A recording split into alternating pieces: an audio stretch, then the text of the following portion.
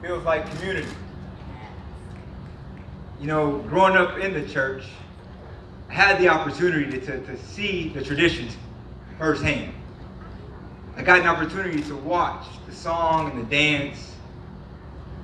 My mom being the pastor, I also, though, got an unfiltered view of tradition and how sometimes that tradition can be a barrier. I remember one Easter Sunday, we had folks in our congregation that weren't going to come to church. And if you know anything about Easter Sunday, that's when you put on your Sunday's best. Right? You get the new tie, the new suit, the new dress. But I remember some folks that couldn't afford Easter clothes, and they weren't going to come to church. I remember my mom on the phone saying, no, you just come as you are. You see, they didn't want money or clothes to be the barrier to folks coming to church, to people participating in community. That Easter Sunday, my parents wore jeans and a t-shirt to church.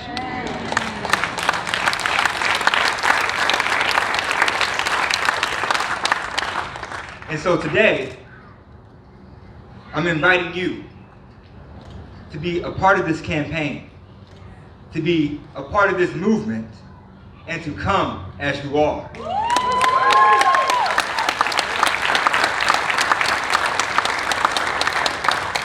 You see, you don't have to be perfect. We don't have to have it all figured out. Let's not be so concerned with always saying the right thing. You don't have to wear a cape or have an S on your chest. I really don't care if you can vote, when you last voted, or who you voted for. I just need you to be committed to doing something.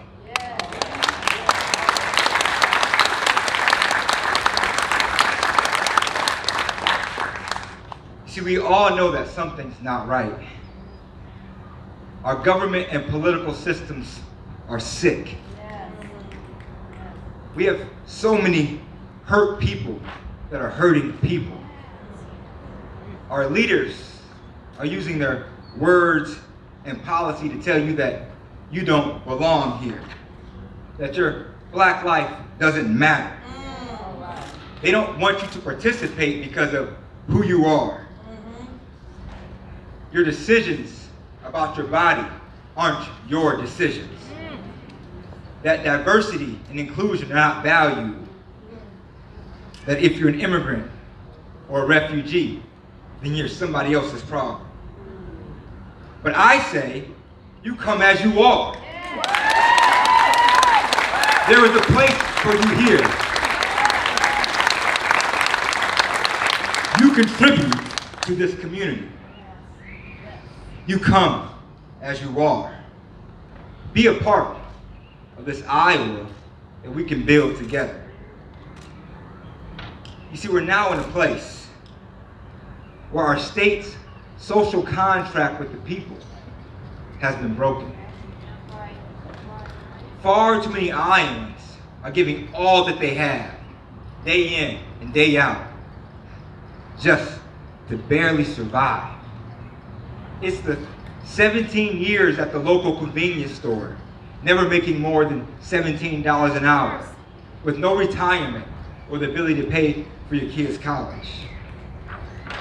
It's that parent at graduation that knows that their child is already planning to never call Iowa home again. It's that family group chat that says, can you chip in $25 to help pay for grandma's medicine again this month? You see, I know it's not easy. It seems like nothing really is. But I see you.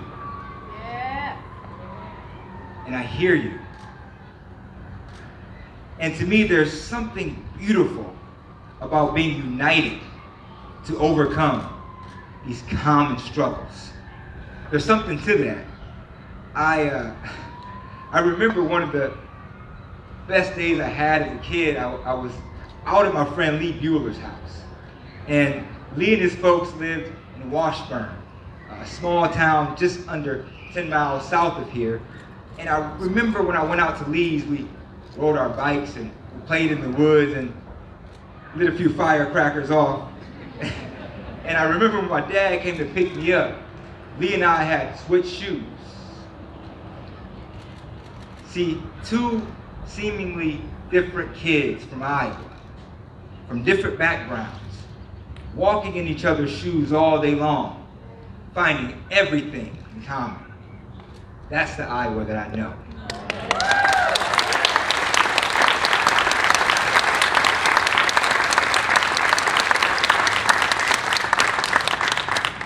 And so I can't buy into this notion that there's this urban and rural divide.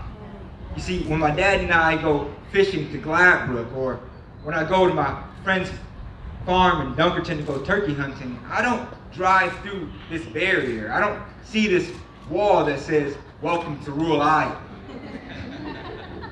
But what I do see, I see a lot of common struggles regarding access. A lack of access to send your kid to school without them having to be on the bus for hours and hours and hours. I see a lack of access to technology and broadband. A lack of access to opportunity to start a family, to raise a family. You know, we have Iowans all across this state, surrounded by miles and miles of corn and soybeans, but somehow still living in a food desert. The local grocery store has been replaced by a Dollar General.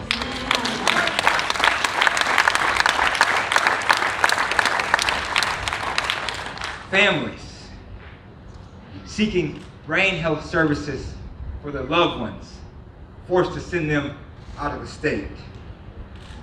We can be so much better than this. You see, I'm running for governor because this is our home. This is the place that made me.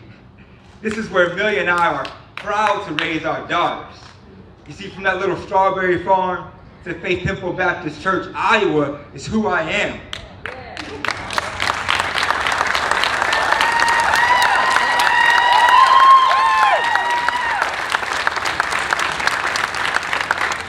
See, it's taught me the true meaning of community.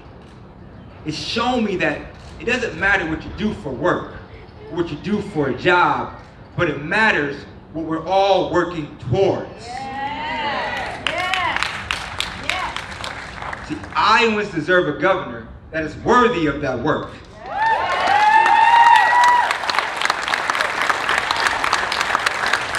A leader that has been in their shoes and believes this office is about returning the power to the people.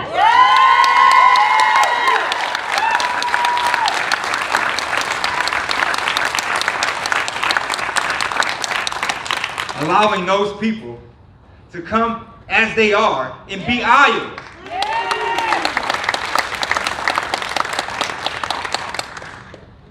And y'all, I know we will be faced with challenges. The road will not be easy. But I have faith in who we are. You see, our history is marked by moments like this. Moments when Iowans have acted with courage. And we've led the way for our nation. As a state, our heritage is our path forward. You see, Iowa desegregated schools before the federal government.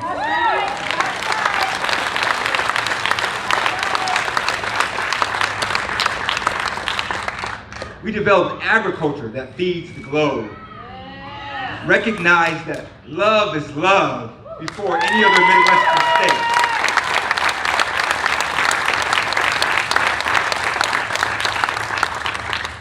Just 1 year ago, Iowa was one of only 3 states to pass a law ensuring that a murder like that of George Floyd would not happen here when we passed the plan for a more perfect union. That's the Iowa that I know.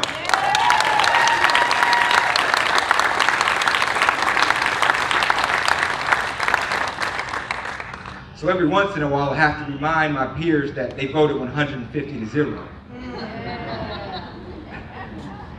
Because we need them to understand that once again, we must stand tall. Understand that this moment is our greatest opportunity for change. Because we have a history that we can be proud of. I believe that together we can accomplish so much more. But it matters where we start. See, where we begin is important. And that means starting by being bold about the basics. You see, Iowa can once again have the best schools in the nation.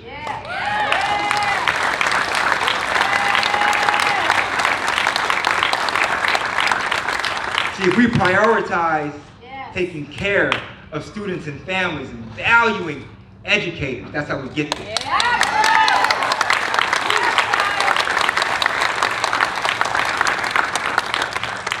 We can ensure that all Iowans have the opportunity to start looking past the next paycheck and start planning for the next generation. Let's start moving folks from $15 an hour to $50,000 a year.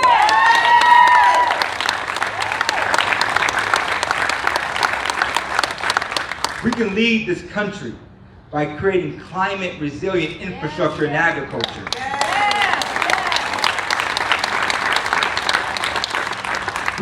We can grant greater and greener access to Iowans all over our state, ensuring that they have access to vital resources.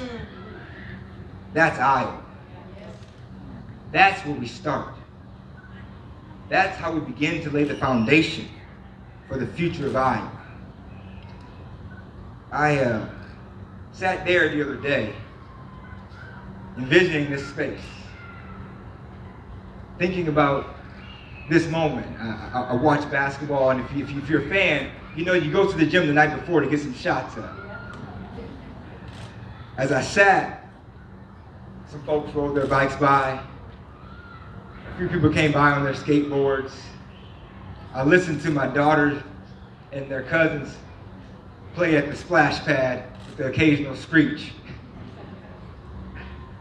And I thought to myself, what a time to be alive to do this work.